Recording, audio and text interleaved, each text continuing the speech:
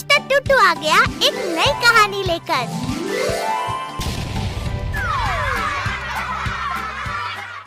हर रोज की तरह आज भी बिट्टू को अपने ऑफिस में रात हो जाती है।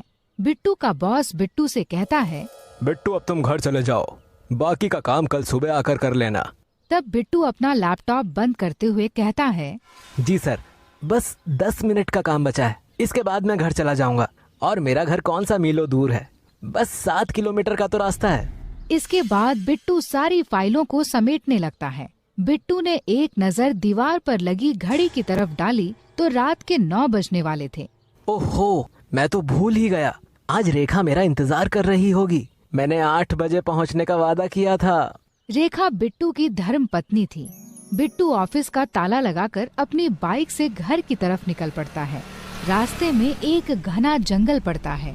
बिट्टू जैसे ही जंगल के रास्ते से गुजर रहा था, तभी उसे वहाँ पर किसी लड़की की आवाज सुनाई देती है।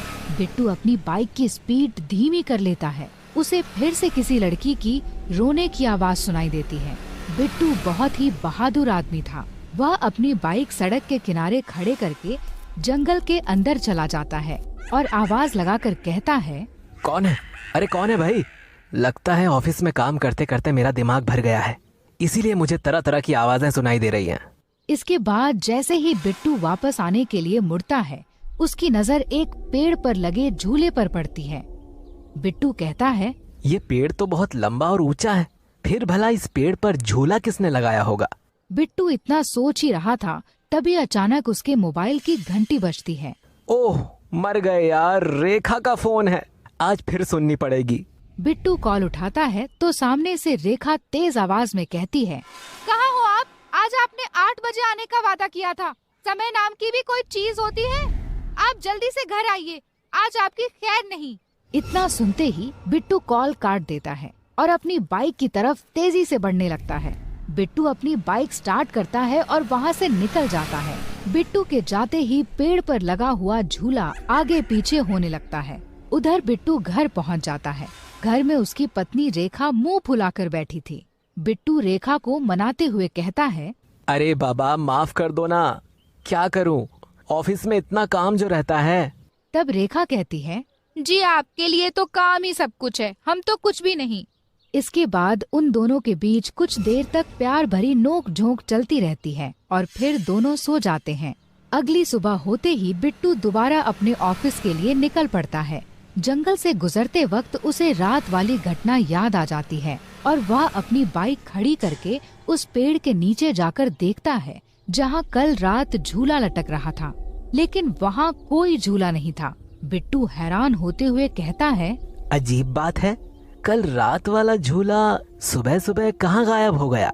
लगता है कोई चुरा कर ले गया। इसके बाद वह वापस अपने ऑफिस पहुंच जाता है। दिन भर ऑफिस में काम करने के बाद बिट्टू को रात हो जाती है और वह वापस उसी जंगल से घर आ रहा होता है। तभी उसे एक आवाज सुनाई देती है, बिट्टू आओ ना, तुम मुझे अकेला छोड़कर कहाँ जा रहे हो? वैसे तो बिट्टू बहुत बहादुर था, लेकिन जंगल में इस तरह की आवाज सुनकर बिट्टू थोड़ा थोड़ा डरने लगता है। लेकिन वह हिम्मत से काम लेता है और अपनी गाड़ी खड़ी करके आसपास चारों तरफ देखने लगता है। तभी उसे एक पेड़ के पास से घुंघरू और चूड़ियों की आवाज सुनाई देती है। बिट्टू उस पेड़ के पास पहुंच जाता है और हैरान होकर कहता है, अरे बाप रे, ये तो वही पेड़ है और इस पर झूला भी लगा हुआ है, जरूर कुछ गड़बड़ है। इससे पहले कि बिट्टू कुछ कर पाता, उस झूले पर एक चुड़ैल प्रकट हो गई और बिट्टू से कहने लगी, आओ बिट्टू, मेरे साथ झूला झूलने का आनंद लो, आओ ना। तब बिट्टू हड़बड़ाते हुए कहता है, कौन हो तुम और मेरा नाम कैसे जानती हो? तब वह चुड़ैल कहती है, मैं इस जंगल में अभी नई नई आई हूँ और जब से मैंने तुम्हें देखा है, मैं तो तुम्हारी दीवानी हो गई हूँ। बिट्टू थोड़ा घबराते हुए कहता है, कैसी बातें कर रही हो? मैं पहले से शादीशुदा हूँ। चुड़ैल गुस्से में आकर कहती है, मैं तुम्हारी पत्नी को मार दूंगी, उसे जान से मार दूंगी। बिट्टू अपने मन में सोचता है, अभी मैं कुछ नहीं कर सकता, मुझे किसी तरह इस चुड़ैल के चंगुल से निकलना होगा। अरे ऐसा करने की कोई जरूरत नहीं। वो क्या है कि तुम भी मुझे काफी अच्छी लगती हो। इतना सुनते ही वह चुड़ैल प्रसन्न हो जाती है और अपने जादू से बिट्टू को झूले पर झुलाने लगती है। थोड़ी देर बाद बिट्टू कहता है, सुनो, अब मुझे घर जाना है। तुम चिंता मत करो, मैं कल फिर से आ जाऊंगा। तब वह चुड़ैल कहती है, तुम कल पक्का आओगे ना? बिट्टू कहता है, अरे ये भी कोई बताने की बात है, मैं कल पक्का आऊंगा। इसके बाद बिट्टू वहाँ से चला जाता है और वह चुड़ैल झूले पर बैठकर झूलती रहती है। बिट्टू घर जाकर उस भूतिया झूले के बारे में सारी बातें अपनी पत्नी रेखा को बताता है।